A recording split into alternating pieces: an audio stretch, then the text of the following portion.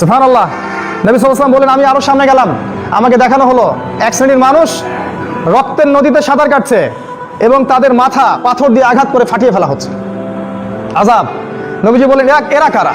জিবরাইল আলাইহিস সালাম বলে, এরা হচ্ছে আপনার উম্মার সেই সব ব্যক্তি যারা দুনিয়াতে সুদ খেত, যারা সুদের সাথে সম্পৃক্ত ছিল।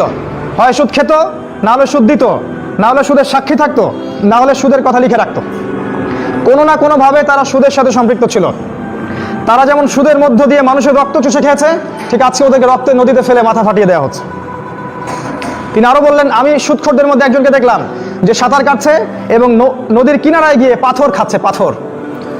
জিবরাইল আলাইহিস সালাম বলেন, এরাও ছিল সুদখোরদের এক শ্রেণী, যারা সুদের ব্যাপারে বেশি অগ্রগামী ছিল।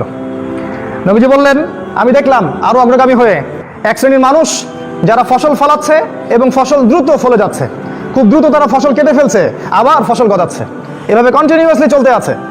আমি বললাম, এরা কারা? জিবরাইল আলাইহিস সালাম বললেন, এরা হচ্ছে আপনার উম্মার সেই সব মুজাহিদ ফি সাবিলিল্লাহ, যারা আল্লাহর পথে জিহাদ করেছিল, যাদের নেকি আল্লাহ পাক দিয়েছেন 7 থেকে 700 গুণ পর্যন্ত, 7 থেকে 700 পর্যন্ত, যাদের ফসলের বীজ বোনার সাথে সাথেই তাদের ফসল ফলে যাচ্ছে।